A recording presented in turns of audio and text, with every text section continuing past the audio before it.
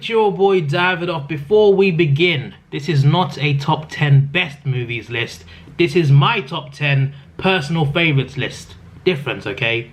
So if I put something you hate over something you love, I'm not saying it's better. I'm just saying I liked it more, okay? That's all it is. It's about favorites, not best, okay? Don't attack me. Anyway, in 10th place is Alita: Battle Angel. Now, this movie for me was a surprise package. It involves James Cameron, which is partly why I watched it, to be honest. But when I saw the trailer in IMAX for the first time, it didn't look that good to me, to be honest. The action seemed fine, the visuals looked alright, and I thought, it doesn't look that good to me. It just looked like one of those sci-fi movies that are just alright. But I gave it a chance, went to go and see it, and I was blown away. It was a surprise for me because it was actually really good.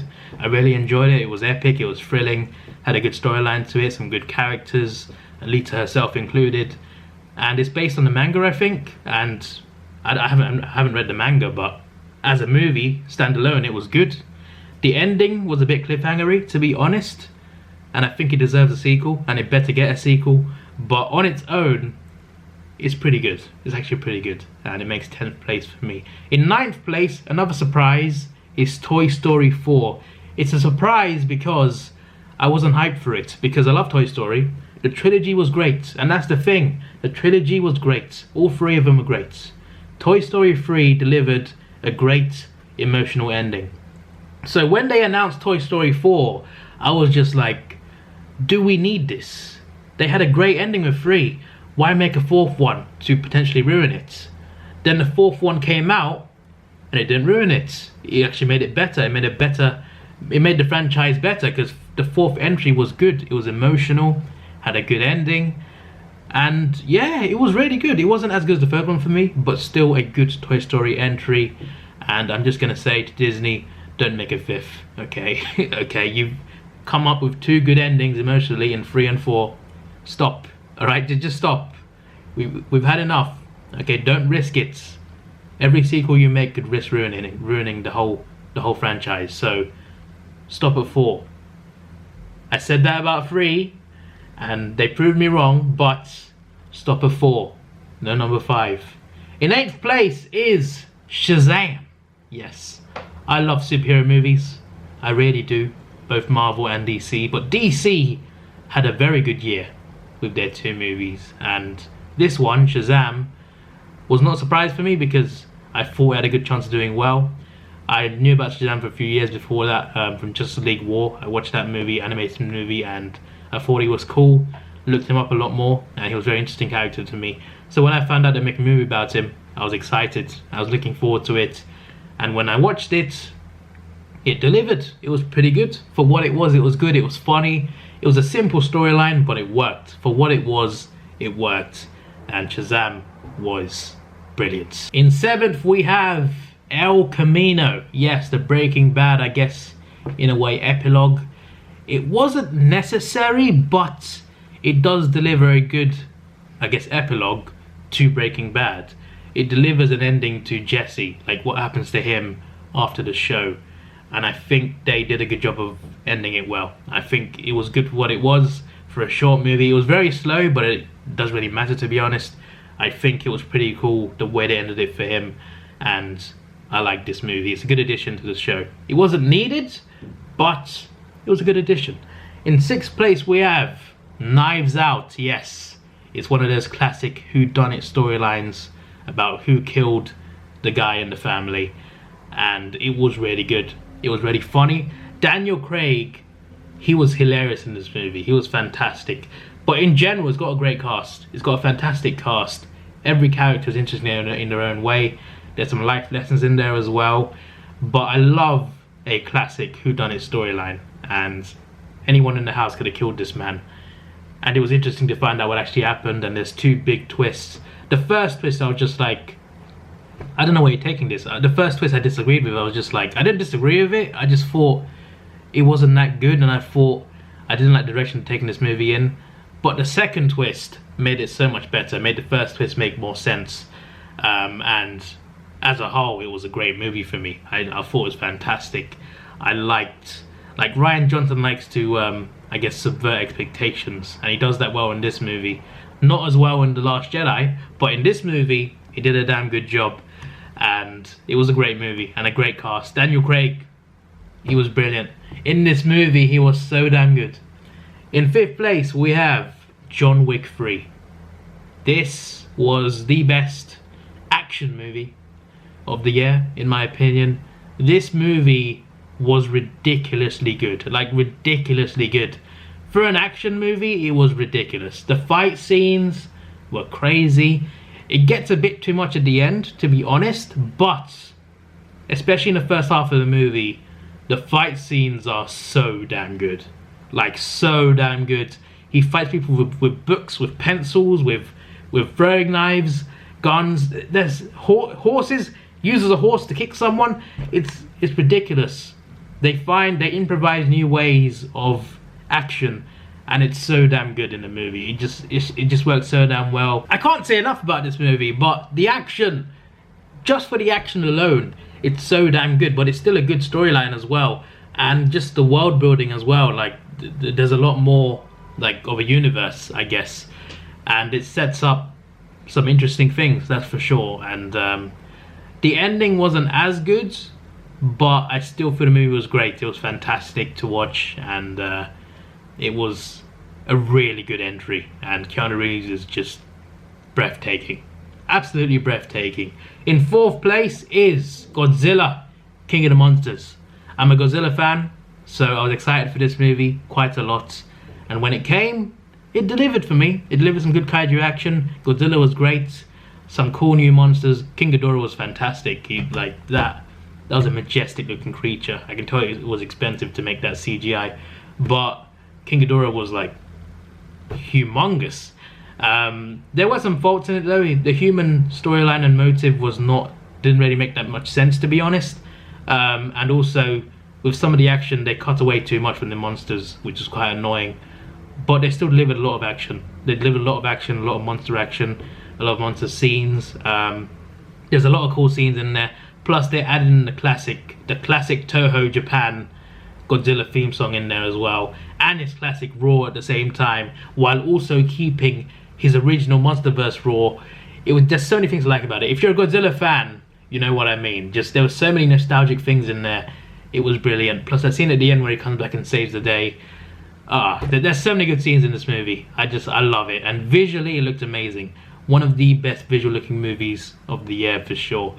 I think it deserves a VFX nomination, to be honest, at the Oscars. But even if it doesn't, though, it's a great entry. It's a great movie. There are faults, obviously, but I personally love it. As a Godzilla fan, it delivered what I wanted. And hopefully Godzilla vs. Kong next year delivers what I want to. Into the top 3. In 3rd place is Ford versus Ferrari. This movie is breathtaking. Yes, it is fantastic. It's so damn good. It stars Matt Damon and what's his face? As if I forgot the Batman himself. Christian Bale, one of my favorite actors. I forgot his damn name. Christian Bale and Matt Damon star in this movie. Christian Bale plays Ken Miles, who's a former soldier who's now a race driver, and he competes in Le Mans in an epic rivalry between Ford and Ferrari. Ferrari always win Le Mans, and Ford wants to try and compete with him. Need a great driver, and Ken Miles is that answer. And there's a lot of things that go on in this movie, and it's a great movie. I just gotta say, it's a fantastic movie. You don't need to be a car person to watch this. You don't need to be a racing person. Like, this movie is just a great storyline with fantastic characters. It's gripping, it's emotional, has a twist at the end as well, and it actually happened. It's a true story. It's based on a true story that actually happened in the past. So you can look it up on Google as well. But as a movie, it's so damn good.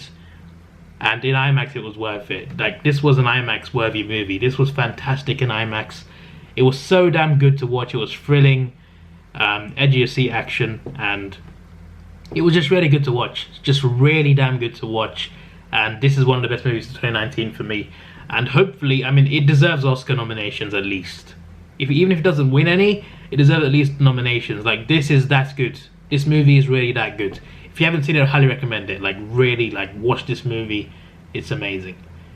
Alright, so the top two are both comic book movies, alright? We have The Joker and Avengers Endgame.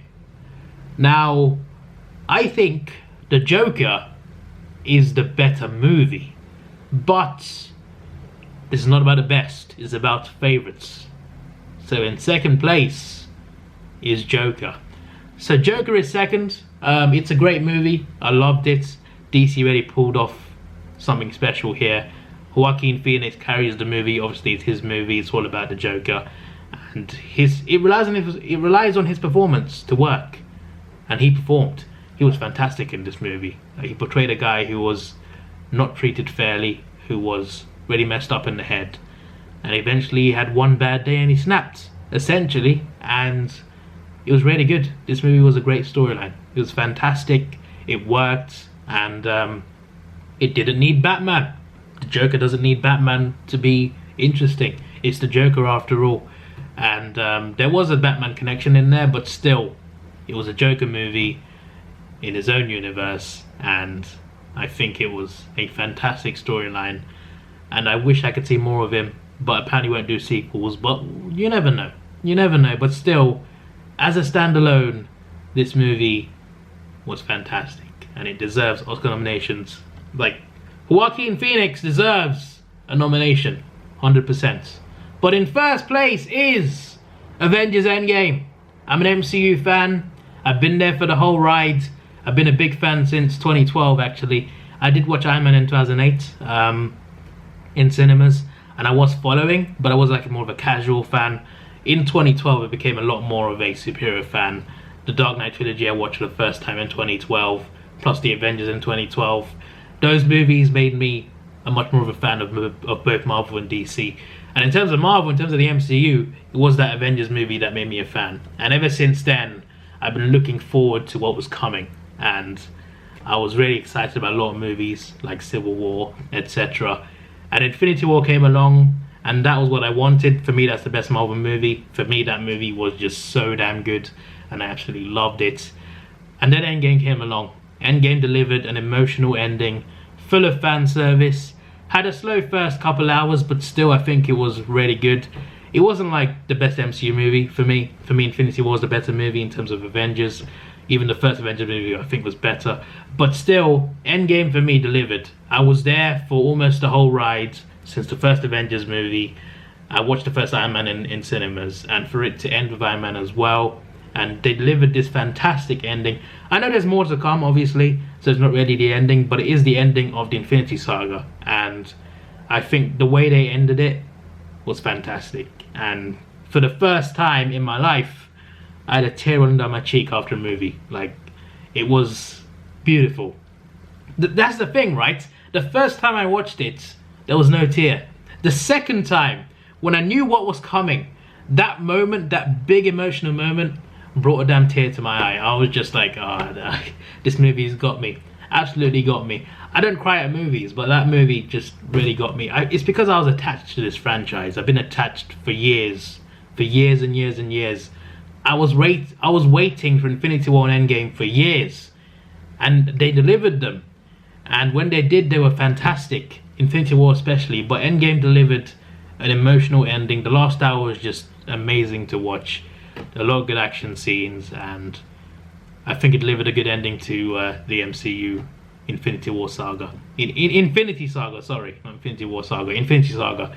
But yeah, out of personal favoritism, this is number one. Endgame just, it did a lot for me. It did a lot for me. And for me, from now, whatever Marvel makes, I'll always love what it did between 2008 and 2019. Just what they did in those 11 years was fantastic. So even if they make bad movies from now, I'll still love Marvel, because they're giving me some great 11 years. So for me, it's just like, you know what? I am fulfilled with Marvel, you know? You can give me more, sure, that's fine. Like, I'm happy with more, but I am fulfilled. I want more DC now. But as for Marvel, they've done a great job, and the Endgame was a fantastic endgame to that saga. So, has to be number one for me. Has to be. So yeah, this is your boy Davidoff. Please like, share, subscribe. Thanks for watching. Have a good day, and see ya.